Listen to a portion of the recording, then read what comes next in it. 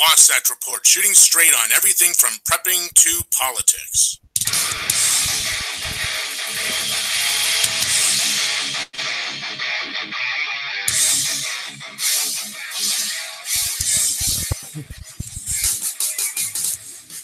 Well, good morning, everybody. Welcome to the Wasatch Report. I am Suzanne Sherman. I will be your host for the next hour.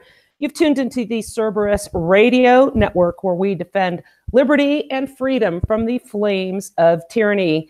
We're live today, March 7th, year of our Lord 2018, 717-467-1736, if you want to join us. We have a guest today from the Libertarian Party who is running for the United States Senate, trying to take Orrin Hatch's seat. His name is Craig Bowden. He will be joining us in a little bit. I want to encourage you to follow us on Facebook.com, Cerberus Radio Network. We also have a fan page, Facebook.com/CRN.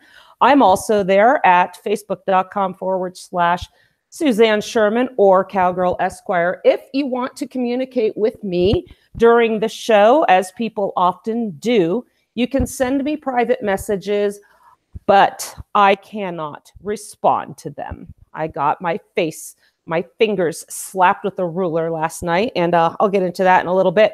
We have been remiss in promoting an alternative to Facebook.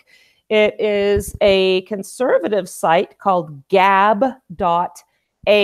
You can find me there. Jeff Johnson, my producer and host of the Paradigm Shift, I believe you are over there as well.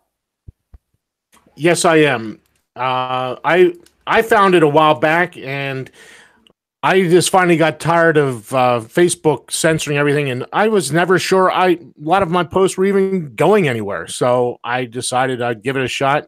They don't censor over there. The biggest problem right now is that people just, for some reason, will not give up Facebook, even though everyone complains about them censoring and giving them, putting them in jail for so many days or whatever.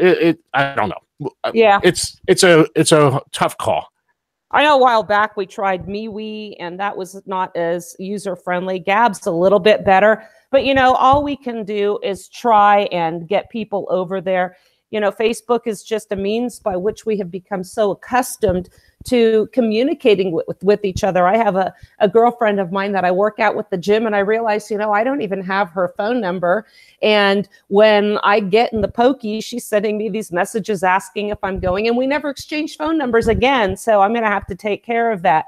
But we also, now, if you want to listen to us on your mobile device, we have an app for the Android platform. And if you go there, it's on a Radio Coast stream. You can hear our shows. Jeff Johnson, my producer, is one of the founders of the network. He has a show called The Paradigm Shift, and we usually go live back-to-back once a week or so. And he has a show that he does with Daniel Bailey, who is the other co-founder of the network, and that is the Renegade and the Rambler radio show. And they go on Sunday evenings. If you listen and you tune in on this loop, you'll probably hear another show, the Brush Fires of Freedom show, coming out of Tucson, Arizona, with Sean Hoffine. Mike Meharry has given us his podcast from the 10th Amendment Center for your listening pleasure. And if you want to learn about the benefits of investing in gold, he has a podcast with Peter Schiff called Schiff Gold. So we're really fortunate to have that. Daniel Bailey has the Bailey Report. He doesn't come on as often because he does a lot of the behind the scenes work, and his full-time job does keep him very busy, and he can't always do a lot of shows. Let's see, what else do we have? The Other Side. Oh my goodness, how could I forget? With Justin and Mike, two of our brand new hosts here. They have a show that's also syndicated in Indiana, so we're delighted to have them. You can hear me on K-Talk News. I am on K-Talk Media in the Salt Lake City area on a regular basis. I co-host the Inside the News show with Paul Jensen Tuesday mornings from 8 to 9. And I am frequently on Shooting You Straight with Maxon and Platts. We look at getting over there again. I'm thinking in about a week or so on a Friday, I'll be joining them to discuss what got me into trouble earlier. But before I get into that, I want to make a couple of quick announcements. First, I have some news. We need some prayers. We have a lot of prayer warriors out there. A few months ago, I shared a story that one of our listeners had alerted me to her uncle, an 81-year-old Korean War veteran named Don Cameron, he was in the Army, was taken advantage of by some care workers, and he ended up losing his home temporarily. They took thousands of dollars. They convinced him to sign this woman over as his daughter. They took all his money. He lost his cars, lost possession of his home. These people are being charged criminally. They have a trial date or a court date coming up.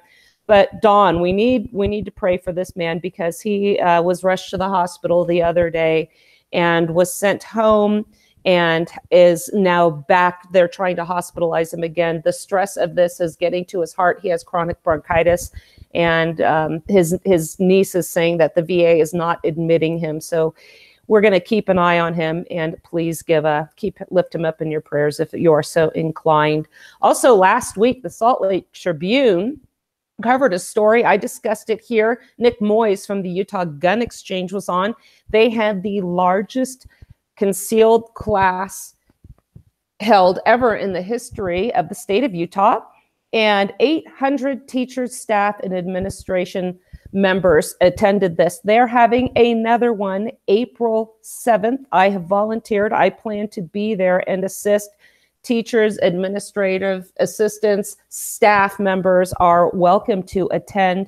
And I think this is a great thing they're doing. Again, this should be a personal decision. This should be a local decision. As I've said time and time again, we should not be having these decrees from Washington, D.C. I severely disagree with Donald Trump's suggestion that the general government, the national government, will provide incentive in the forms of grants to teachers who wish to be armed. I think when you provide financial incentive, maybe people that otherwise would not want to carry might do so for financial reasons. So again, April 7th. On Saturday, March 17th, I will be speaking at the Sons of Confederate Veterans Education Day in Prattville, Alabama. Also on the lineup of speakers, and this is mind-blowing for me, is Brian McClanahan, noted historian, author of many books, including Hamilton. He has a recent one on Hamilton, 9 presidents who screwed up America and 4 who tried to save her. He is on the faculty of Liberty Classroom. He also works at Abbeville Institute. So this is a tremendous honor. My good friend Carl Jones, who co-wrote our National Reciprocity is a Trojan Horse article, puts this together. He is the Chief of Heritage Operations for Sons of Confederate Veterans. So it is really an honor to be there.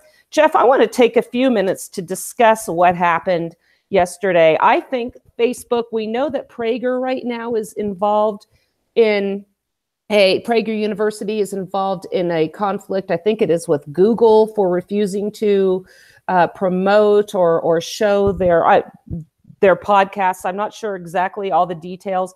We know that Alex Jones is having an issue with YouTube as well. Like them or love them, we have people complaining that they are being censored. My position on this is that these are private companies. And if you're going to complain about being censored, then we certainly should not be complaining about anybody being forced to do what they're doing. You know, if the gay bakers, the homosexuals going after Christian bakers, we should not be standing for that. But again, private businesses should be able to do what they want to do. If you want to discriminate against somebody because of your beliefs, you should be able to, if you are not harming anybody. Hurting somebody's feelings isn't harming them. And I also believe that a lot of these people going after the Christian bakers, for instance, are seeking them out. That being said, I respect the right of an entity to censor the messages, like it or not, of the people that accept their free service. We all need to be treated like adults. That is the problem of society. These people that run these organizations are all members of society, and they choose and decide what words offend them. And the people that are running these businesses will choose what words we are allowed to use. Now, what got me in trouble a few weeks back was they found a post that was probably 8 years old and taken out of context. And then my friend Shiloh Platts, who has the show Shooting You Straight with Maxon and Platts, I've appeared on their show a couple times, had posted a comment on Facebook. He started a thread. The dialogue was, how come some people can use, and it wasn't, I guess, the word, the N-word, they call it. I really hate kowtowing to the altar of political correctness. We are on radio. I want to keep this family friendly, so I will do this. But he said the word Nigga.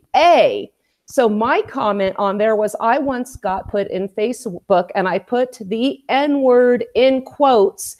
I said I used this word in a historical context. I was talking about the book Huckleberry Finn. I read that as a kid. It was in there everywhere. And guess what? I didn't grow up hating Black people. I didn't grow up using this word and calling people names. But Facebook decided, I think what they have, Jeff, is some sort of, algorithm or something that searches and they find that word. And then they say, oh, last time you got a 3-day ban. This time you get 7 days. So, we just have to watch what we say all the time and cannot be treated like adults. Now, this carries over into the government as well. The government does not like to treat us like adults. They want to micromanage our lives, tell us what we can do, what we can't do, what they're going to do to keep us safe. And we see that on both sides of the aisle. The Democrats and the Republicans are just as culpable in this regard. Hence, the Libertarian Party. And this is the party that I have seen that focuses on the proper role of government. And what is the proper role of government? The proper role of government is to protect our natural rights and our liberties, not to tell us if we can smoke a plant, not to tell us that we need to have a bicycle helmet on.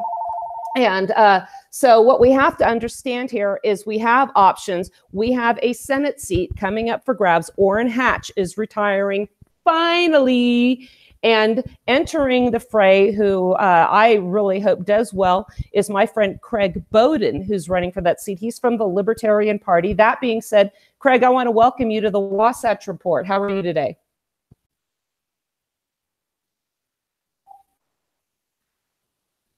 Is Craig's mic muted? His mic is muted. Craig, you'll have to unmute your mic.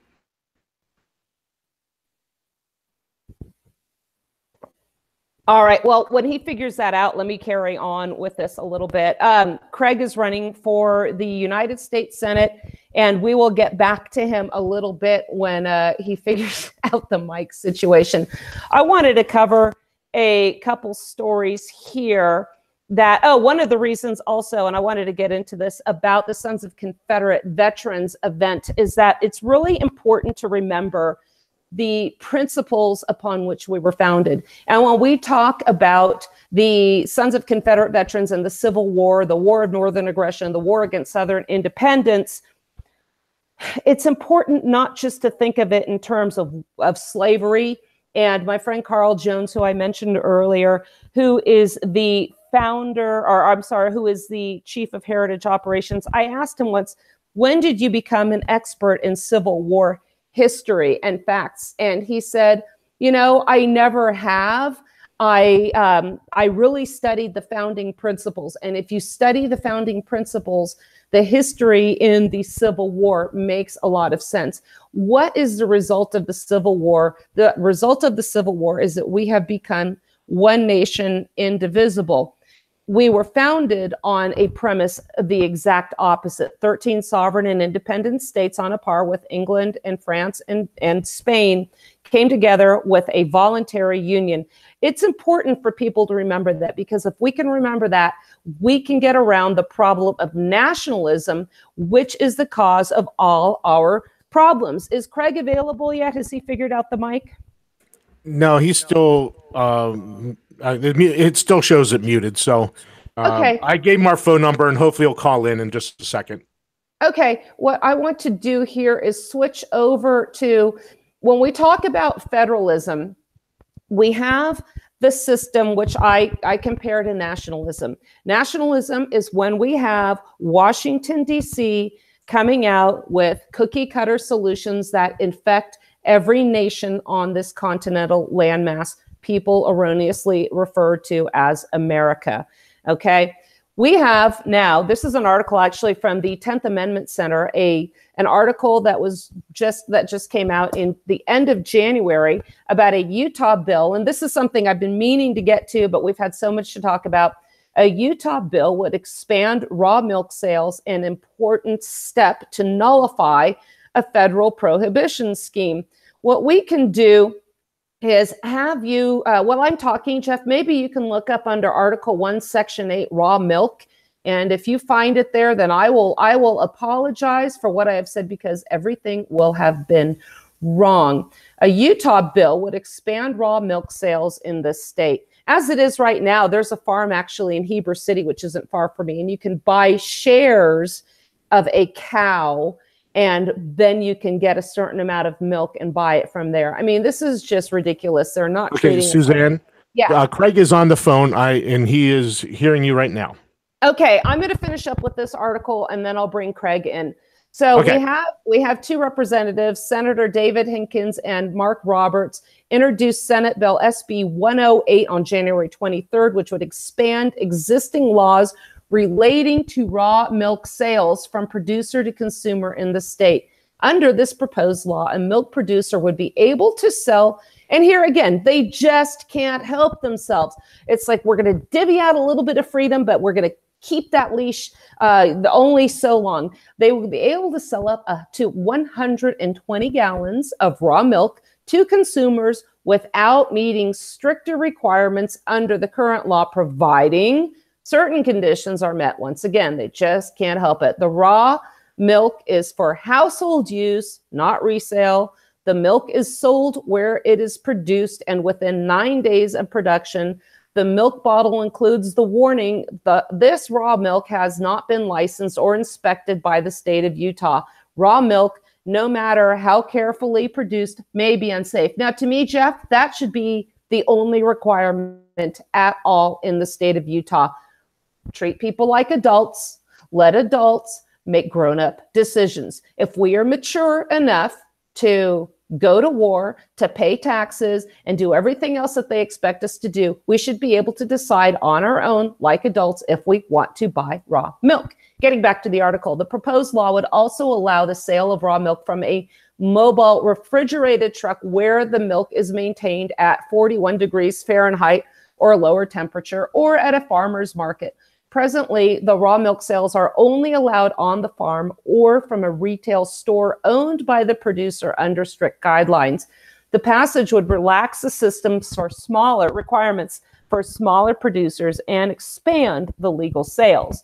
This would allow the raw milk market in Utah to grow. According to NOFAMASS.org, with a growing demand for raw milk and a decreasing number of raw milk dairies, many consumers are unable to purchase this product. And, you know, there are a lot of people that see the value of raw milk. The enzymes and nutrients that are present in raw milk are simply cooked out during the pasteurization process. So what we end up with is a product that is high in fat and of very nutritional value. Actually, I believe that they've even hidden that they are going to be adding artificial sweeteners to milk to make it more palatable to children. Now, here we have, this is an impact on federal prohibition. And this ties into my guest that I'm going to bring on momentarily, because he is running for the United States Senate, understands a system of federalism and how it's supposed to work. Getting back to the example of how it's not supposed to work, FDA officials, again, Jeff, find for me raw milk, Food Drug Administration, any authority for that. And I will back up the truck and say, never mind. FDA officials insist that pasteurized milk poses a health risk because of its susceptibility to contamination from cow manure, a source of E. coli. And nobody knows more about cow manure than anybody in the federal government, by the way. It's the FDA's position that raw milk should never be consumed. Well, thank you for that. The FDA's position represents more than a matter of opinion. The feds implemented a law that provided that no person shall cause to be delivered into interstate commerce. There we have the interstate commerce and the Commerce Clause coming into effect, or shall sell otherwise distribute or hold for sale or other distribution. So in a sense, they're saying because this can cross state lines, we are going to usurp the intent of the Commerce Clause and ban any sale of raw milk. This goes back to one of the most evil cases that has ever been decided, New Deal era, part of the 1930s judiciary revolution, Wickard v. Filburn. This poor farmer is trying to grow wheat for his own use. It will never leave his property, let alone cross state lines. FDR, New Deal Court, in ruling whether the national interference in wheat growing was constitutional, said, Wickard, you cannot grow your own wheat because just your very act of growing affects interstate commerce. Your claims are denied. So coming on the show right now, Craig Bowden is running for United States Senate as a libertarian. Craig, what do you think about this movement in Utah about the raw milk? You know, personally, when it comes to raw milk consumption, that's ultimately up to the person who's consuming it. Has no business being regulated by anybody else. My entire position has always been, if it neither picks my pocket nor breaks my leg, it's none of my business.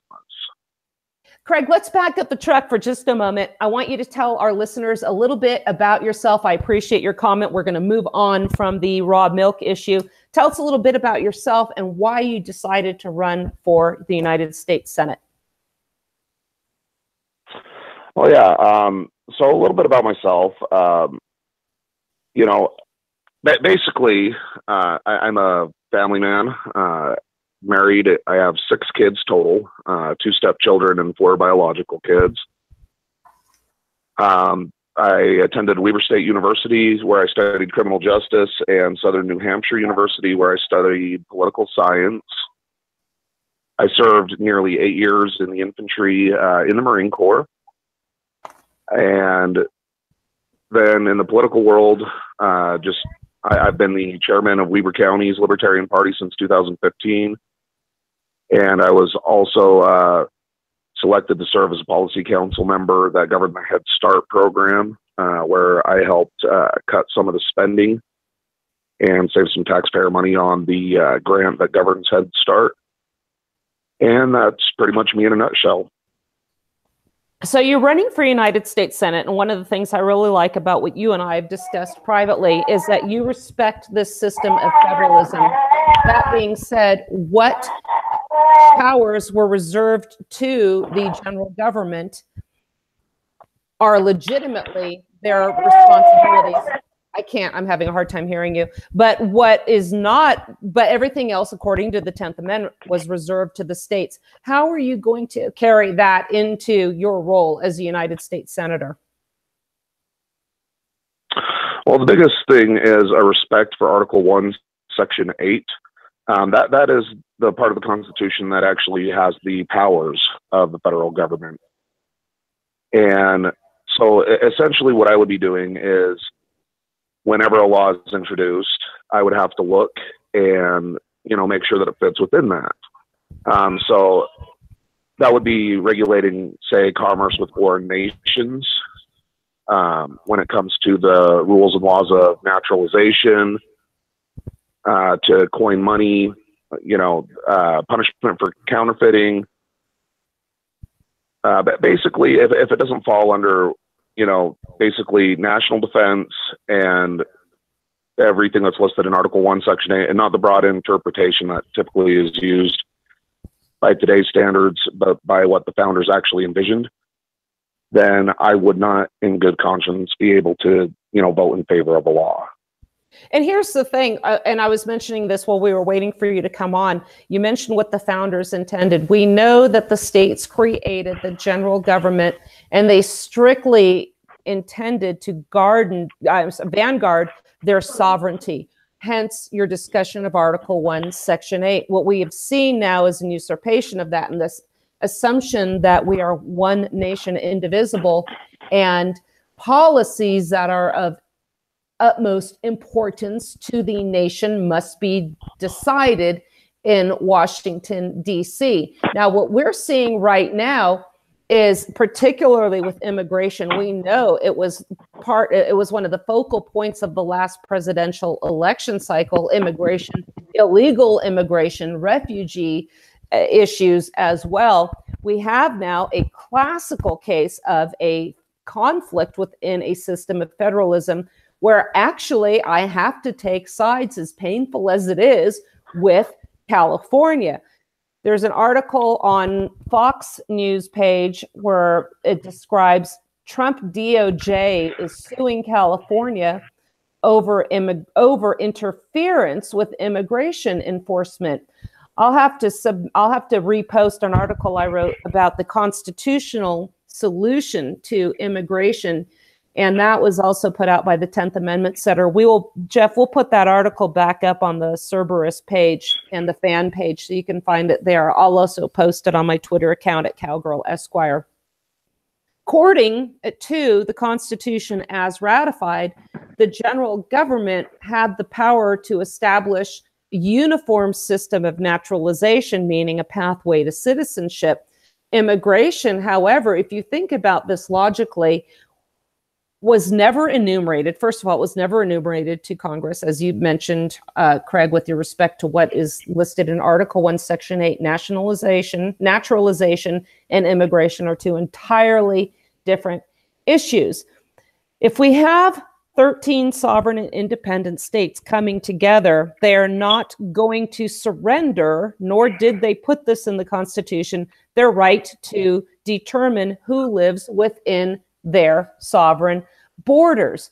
Translate that now to what we have here. The Trump Justice Department filed a lawsuit Tuesday night against California, saying 3 recently passed state laws were deliberately interfering with federal immigration policies. Now, considering what I just said, these federal immigration policies are unconstitutional. It marked the latest legal and political confrontation with the nation. See, even Craig, the sources that people go to for this information still don't get it, and they reinforce this. Let me digress for a moment, because you said when you went to the Senate, if you go to the Senate, you are going to look out for the rights of whom or what?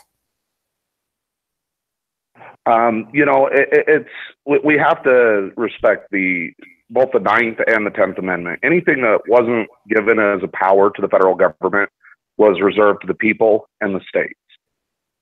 So any laws that govern things such as immigration are actually supposed to be done by the states. As you mentioned, they're the ones that are supposed to be selecting who is able to come and work, who is able to come and live within their borders.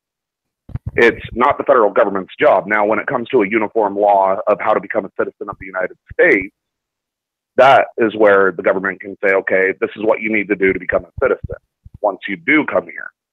But the states should be able to say, you know what, we have a need for workers to come. And one of my favorite quotes, I can't remember who it was that said it, is where capital and labor cannot cross borders, armies will. And so a peaceful solution is to always let the states control that, because otherwise there's going to be other means implemented for those services to happen.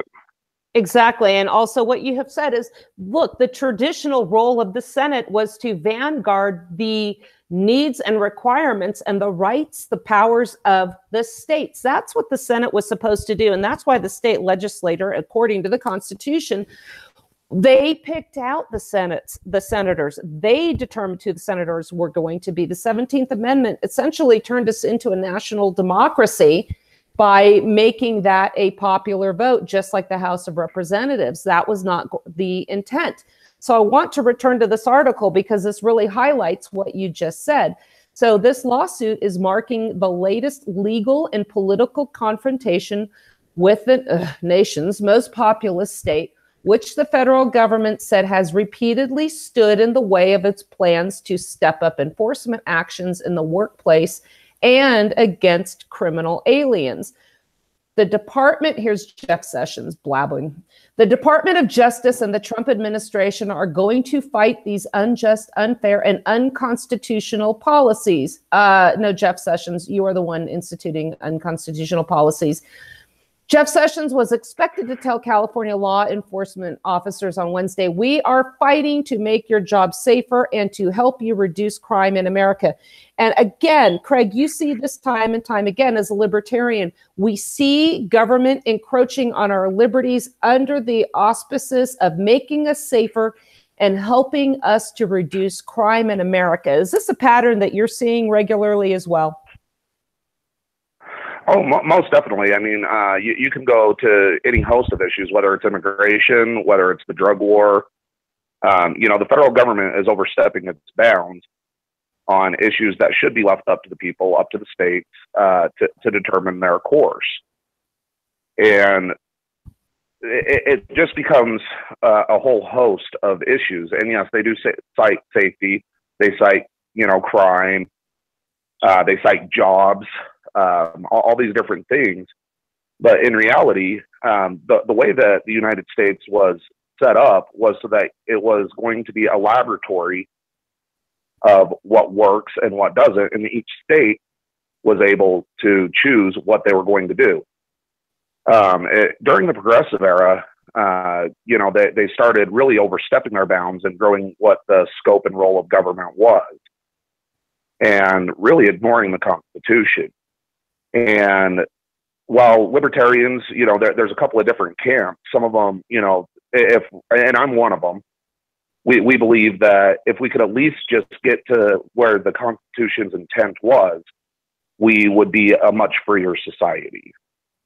And that's so true. And, if California, as I have been saying, wants to let people in, anybody come into their states and have the open borders. And I know libertarians do like open borders, and we're going to discuss that because you guys explain it in a way that really does make sense. If California wants to have open borders and let in anybody to live there, that's fine. The problem is what we have now is these people migrating within this continental landmass to other states whose populations might not want them. But what we have is a federal incentive bringing them here with all these federally issued benefits and grants even issued at the state levels, and they can't be denied. These people aren't denied these wherever they go in this continental landmass. So what we have to do also is stop this granting of tax dollars to these people wherever they go. If California wants them there, California and California only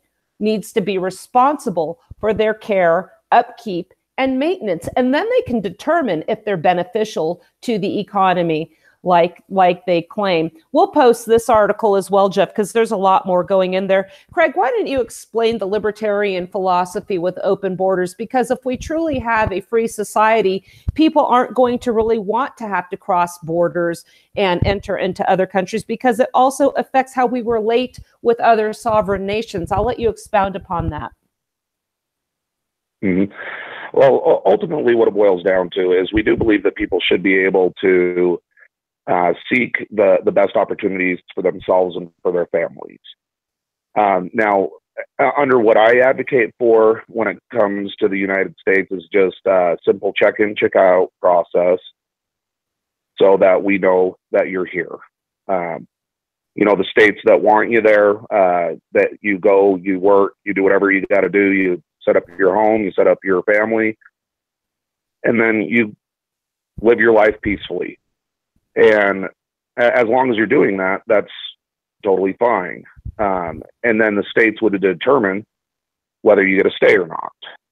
Now, in combination with that, like you had mentioned, we do have a welfare state set up as well. And so what we need to do is we need to start removing those, I guess you could say, entitlements, and make it a system where we aren't paying for everybody who's coming in. And when we do that, it ends up being where you have to, work under your own merits to be successful. And that's the way that it should be. Let's turn to foreign relations a little bit and foreign policy, because as we know, I think the presumptive, I guess, GOP candidate is going to be Mitt Romney, whom we know is a globalist, whom we know supports war. I remember him during the presidential election cycle when he was running against Obama. He said, we need to be in these places around the world before trouble starts. In other words, he wants us to be the global police. We know we have had ongoing criminal activity, in my opinion. What we're doing in Yemen at the behest of Saudi Arabia is inconceivable. And Senator Mike Lee is actually joining forces with Bernie Sanders to say, look, we need to have a congressional declaration of war to see if we are going to address this issue. And so now what are your thoughts on this? Because let's address first having a congressional declaration of war, and then let's assume Congress does have a declaration of war. What risk is Yemen to us? That's a two-part question. I'll let you address that. Mm-hmm. Well, I do agree with Senator Mike Lee, as well as Senator Bernie Sanders, that if we are going to be militarily involved, we do need to have a formal declaration of war. Now, what ultimately needs to be included with that declaration of war is that there is a clear and present danger to the United States. That means that, say, Yemen, as you brought up, would have to have the means and capabilities to attack the United States. If they do not have the means and the ability, or the desire for that matter, to attack the United States, then there's absolutely no reason for us to be involved militarily whatsoever. And that would include the entire scope of this so-called global war on terror. These other nations, they don't have the means, they don't have the capabilities, and there isn't that clear and present danger coming from these governments. What we should be doing is focusing on, good relations with trade, good relations with diplomacy, and we could educate them on how best to counter these, problems in their own countries, but we should not be directly interfering with the military presence. Let's turn our attention for a moment to marijuana. As we know, Jeff Sessions has said that he was going to enforce federal marijuana laws, and he was also going to double down on civil asset forfeiture, both of which are unconstitutional. I believe Mitt Romney would march in lockstep with that as well. And marijuana, I believe in Utah, they're trying to get a medical marijuana initiative off the ground. What are your thoughts on marijuana, and what are your thoughts on federal interference with marijuana laws? Well, I'll answer the second question first, and that's not a federal issue. Republicans like to talk a lot about things like states' rights, as long as it suits their agenda. So, for instance, when we're talking about things like gun bans and things like that, when Utah or Wyoming step up and say, hey, we're not going to enforce federal law on this, Republicans are a lot of times going rah, rah, rah, and, getting behind these states. But when the states want to do something like legalize recreational or medical marijuana, now all of a sudden they're wanting the federal government to get involved and enforce federal law on these issues, when the reality is that's beyond the scope of what the federal government should be doing. Interestingly enough, self-proclaimed constitutional conservative and originalist Ted Cruz chastised President Obama for failing to enforce federal marijuana policy. So, I call out the supposed left and the supposed right. I think they're both the same progressive party. I had Tom Mullen on my show the other day. He's the author of a book, Where Do Conservatives and Liberals Come From? And people really don't understand that conservative really doesn't mean what they think it means. Conservatives, as we are seeing, both want big government, as you mentioned earlier, as long as it's doing what they want it to. Case in point being the federal marijuana law enforcement, as well as something that I mentioned earlier, national reciprocity. They are supporting, under the pretext of gun rights and conservative values, federal usurpation of the state's 10th Amendment power to regulate concealed carry permits. You're sitting in the Senate, you get a chance to vote up, down on national reciprocity, something a lot of Republicans want. What do you do? Well, I would have to honestly vote no on that, because the states ultimately are the ones that need to be able to decide those kinds of issues. You know, the federal government is not allowed, according to the Second Amendment, to pass a law that would infringe on the rights of individuals to keep and bear arms. That much is clear. What we need to understand, though, is that the states need to be able to, you know, have the powers to do what they need to do for their individual states.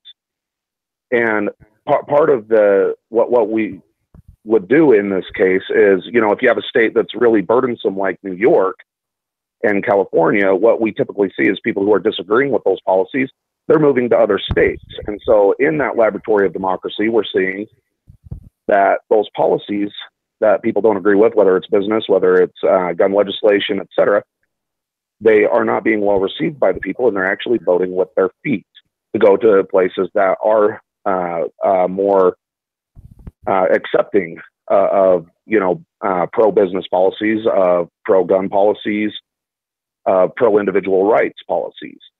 And so when the states are continuing to do that, they end up hurting themselves. And in that laboratory of democracy, we see that those ideas fail. And that's ultimately what it's supposed to be in the United States.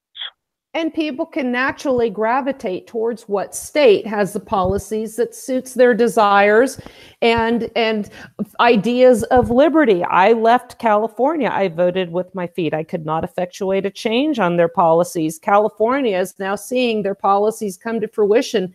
It's been, I think a poll said it had the worst livability of any state in this union. Poverty it now has the highest level of poverty. It passed Mississippi. They just had a home, an 800 square foot home, go for sale in Sunnyvale, near where I used to live, for $2 million. So the prices of living, of the homes, cost of living is astronomical. We're seeing tent cities everywhere. But you know what? California likes that. California can have it. When I go to California, people are just saying how absolutely great it is.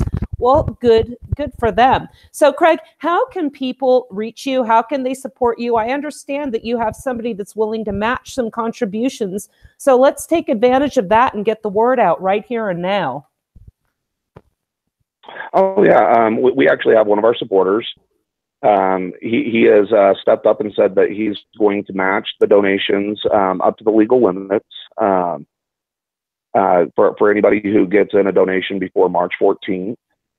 So if you do want to donate and support our campaign, you can go to www.bowden, BOWDEN, or the number 4, Senate.com. That's BowdenForSenate.com. And I do have my platform up on that website as well as a contact form for individuals to sign out if they do have additional questions. One of the things that I truly believe is that we need to have a very open communication model with our representatives.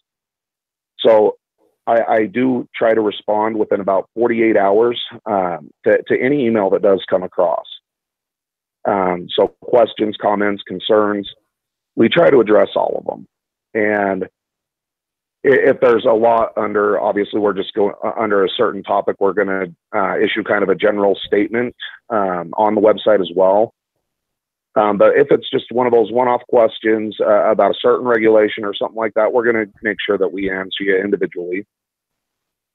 You can also follow me on Twitter. Just look at Bowden for Senate, and you should be able to find me there.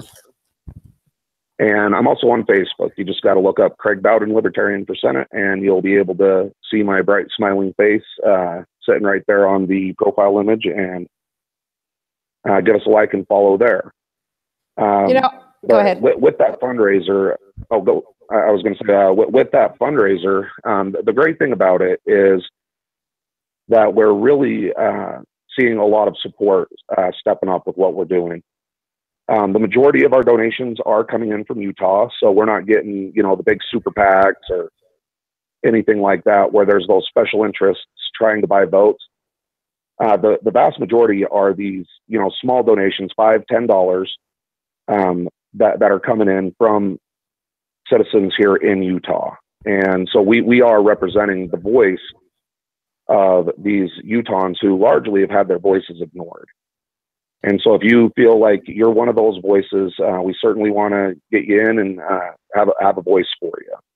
One of the things we hear about the Libertarian Party, we have the race that's going to be between the Democrat and then Mitt Romney, the presumptive Republican GOP candidate, is a third-party candidate like the Libertarians are going to throw votes away from the Republican Party. And then we end up with a Democrat in that seat. And by golly, we've got some Supreme Court justices coming up, so we had better support the Republican Party. And, I can tell you right now, I will absolutely not vote for Mitt Romney. I believe there's another candidate that is vying for that seat, but I'll tell you right now, I will not vote for a former prosecutor. That does not spell liberty to me. So what we really have to understand here is that the Republican Party is going to give us bad options. We are under no moral obligation to vote for them because the least of the two evils, or the worst of the two evils, is going to be a Democrat. When you vote for lesser of evil, you are still getting evil. And do we really want to put our hopes on what somebody like Mitt Romney is going to promise during an election campaign? His record is proven. I'm not really here to bash another candidate, but I'm trying to point out the fact that we cannot vie away from third-party candidates based on that platform. I'll let you elaborate on that before I let you go, and I'll wrap up the show in a few moments on some other topics. We do get that a lot, where individuals are saying, well, if I vote for you, then that's a vote that is taken away from the Republican and we might get a Democrat. The fact is that Jenny Wilson's, she's currently polling, she's the lead Democrat, and she's polling at 14%. So if you vote for me, you're not going to really be pulling anything away from Mitt Romney. And ultimately, your vote, your voice. And so your vote does not belong to any party or any person. It belongs to you. And if you're going to, vote against what you truly believe in, that's really the wasted vote. Totally agree with that. Craig Bowden for U.S. Senate, www.bowden, Bowden, number 4, Senate.com. Get those donations in before March 14th. They will be matched by a donor. Unfortunately, politics is about money. This guy needs your help. Craig Bowden, Libertarian candidate, vote for liberty. And Craig, you've got my support. I really appreciate your efforts. And we will be following on Facebook. I just want to let people know also that Craig, in the interest of full disclosure, has asked me to be his policy advisor with regards to constitutional issues, meaning I keep him in check if I see him wandering off that path. I have not had to get a hold of him and say, hey, we need to change what you're doing here, once he has always stayed the path of true constitutionalism. And people confuse this with immigration and our stance on wars, as well as marijuana issues, as being hardcore to the left, and that's not the case at all. We are in accordance with the founding principles of this union. So I want to turn our attention a moment. Again, thank you very much for joining me, Craig. We have had some issues after there's some feedback now with regards to the shooting in Florida. National Rifle Association, like it or not, has an increase of 4,900% since the week before the February 14th shooting. Jeff, my feelings on the NRA. There's a lot of things they do that I do not like, but I have to say I am pleased to see this surge in membership, because I think it really sends a message to those that are wanting to ban, I'm not even going to say assault weapons, because it's looking like it's a full ban on semi-automatics on multiple levels, be it carbines, shotguns, and pistols. Is that your assessment also on this proposed ban? I'm sorry. I was wrapping up with Craig okay. on the phone. But anyway, what as I see this whole thing, this ban thing, the primary word that it should be concerning to everyone, and I know they try to step it back and make it sound like it's not a real issue, but the one word that stands out in that whole ban is possess. Mm-hmm. If they put the word possess in there, that means at some point they're going to make it illegal for you to actually even physically own that firearm. So, I mean, this is number one, again, you and I agree. They have no authority. The Second Amendment doesn't give us a right, but it is an absolute restriction on the general government. They have no authority to pass this law to begin with. It's unconstitutional. Every firearms law that they've ever passed is unconstitutional. That's my take. I'll let you continue on. Okay, well, I stumbled upon this article, and at first when I saw it, I was encouraged, because this is a main news source, U.S. News, and this is the article, U.S. News. It was an opinion column. Let markets solve the gun problem. I love this. I love market solutions to current event issues and problems. My enthusiasm waned quickly. Let me read a little bit from the article. The gun debate has raged for decades in the United States because we're trying to resolve a contradiction. Reasonable people from both sides of the debate can agree on two things. Shootings should not occur. This is some deep stuff, Jeff. Shootings should not occur. People have the right to defend themselves. So those are the two things. Remember when I talk about analysis that is as deep as a bird bath? Here you go. This agreement leaves us with clearly conflicting goals. It's no wonder that legislation with its one-size-fits-all solutions produces nothing but a regulatory mess, accomplishing little and satisfying no one. And I agree with that, particularly when we have these regulations emanating from the very entity that has been specifically prohibited from enacting them at all, and that is our national government. Pardon my French. It is possible, though, going back to the article, that a simple common sense solution has been available for the entirety of the debate. We have simply missed it in our zeal to regulate our preferences by government fiat. That's sounding pretty encouraging so far. Yes, firearm violence is down almost 70% since the 1990s, but there is no compelling evidence to suggest that the decline has anything to do with the various gun restrictions we tried during that period. Yes, responsible people retain the right to defend themselves with firearms, except in some states, except with some weapons, except in certain establishments. Our patchwork of gun laws is a testament to the fact that politicians have no idea to balance the right of self-defense against gun violence. This patchwork, this inconsistency, is what we call federalism. It is the heart and soul. This is me, obviously not the article. It is the heart and soul of our founding principles, okay? Going back to the article, every time a Sandy Hook or a Las Vegas occurs, this is before Florida, this is going back to the end of last year, politicians throw more laws at the problem, hoping that this time something will work. What was it we like to say, Jeff? The 20,001st law will be the one to solve this problem. Sadly, most of these laws are designed to make it look like the politicians are doing something. Again, I think this is the scariest word we can hear when we talk about policy change. We must do something. Compounding the problem, and in keeping with the one-size-fits-all model of problem solving, legislation lumps into a single category any number of a different policy concern, from school shootings to violent crime of suicide, as if they were all manifestations of the same problem. As with previous massacres, none of the solutions offered in the wake of the Florida school shooting, this was more recent, sorry, would have prevented it had it been in place. As we saw now here, there were multiple failures from the school, through the local police, through the FBI, Broward County Sheriff's Office. We saw the officer in charge. I posted a picture of her yesterday before I got thrown in the Facebook pokey.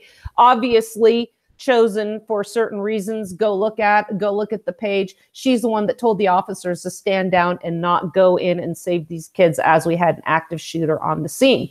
The school was in a gun-free zone. Utah, by the way, does not have gun-free zone schools. Teachers, anybody with a concealed carry permit can go in the school. When's the last time we had an active shooter in the state of Utah in a school? Don't think we've had one. If the particular model of the gun, the shooter had been banned, there were numerous other functionally equivalent options. Yes, we know that. So there is really no reason to have any kind of a firearm ban. For years, people have argued that gun owners, and here we go, here's to the heart of this article, and here's where they fail. For years, people have argued that gun owners should be licensed in the same way that car owners are. We think this hints at a fascinating possibility. Yeah, of course they do. But instead of licensing gun owners as we do cars, we should insure gun owners as we do car owners. With cars as firearms, there are conflicting goals to reconcile. People want to drive, but people also want to be protected from other drivers. Most states reconcile these things by requiring that everyone who owns a car have the insurance to protect people they might harm while operating it. The insurance requirement has several important effects. Most importantly, car insurance for bodily injury provides recompense to people a driver harms. Okay, let me ask you this. What if there's a shooting in self-defense? So, obviously people can still be sued when you have a shooting like this, and it does happen. So this means little to somebody who has lost a loved one to a reckless driver, but notice something else. The insurance company has a profit incentive to keep tabs on the car owners it insures. Are you seeing where I'm going here with Jeff? Owners who have poor driving histories, who demonstrate less responsibility in the areas of their lives, or who own particularly fast or powerful cars, or who live in high traffic or high crime areas, will find that they have to pay higher insurance premiums. What if you live in a high crime area and you need a firearm to protect yourself? You're going to be punished for where you live and have to pay a higher premium. Higher premiums, the article continues, in turn encourages people to exercise greater care in how, what, and where they drive. Through the insurance premium, the insurance company's profit incentive translates into pure incentive for drivers.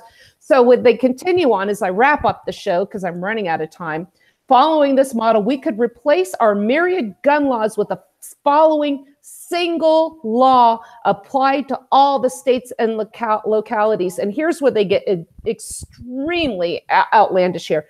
In accordance with the Second Amendment, no one is prohibited from owning or carrying a firearm. However, in accordance with the government's responsibility to protect people from harm, every gun owner must carry private insurance that will compensate by up to $5 million per victim. Anyone harmed by the gun owner's weapon. Owning or carrying an uninsured gun is punishable by imprisonment. What is this? De facto gun registration on a national level. Jeff, how is this letting the market decide? I'm coming unhinged here. Oh, this is absolutely okay. Let's have insurance on media for lying, because when they lie, they hurt people. They need to carry $20 million insurance on their programs. Every individual program needs $20 million to ensure that they don't lie on their programs. This is absolutely ridiculous. It's government control. Matter of fact, it's de facto gun confiscation, and that's what it would lead to, gun confiscation, period. Yes, and we have 45 seconds. I'm sorry. I should have. Yeah, you will have to register every firearm we have pursuant to a national level. They pay homage to the Second Amendment and then absolutely shred it. Ladies and gentlemen, this is the heart and soul of federalism. This is not a national issue. Stop treating us like babies. Another heart and soul of federalism is abolishing human abortion. The state of Oklahoma has this as an option. Dan Fisher, who is running for the position of governor in the state of Oklahoma, is coming to the Wasatch Report. We get him for an entire hour on our show. That will be next Thursday, the 15th of March. You will not want to miss that. Thank you, Jeff Johnson, for producing the show, making it possible. I'm Suzanne Sherman. We are here at the Cerberus Radio Network, defending liberty and freedom from the flames of tyranny.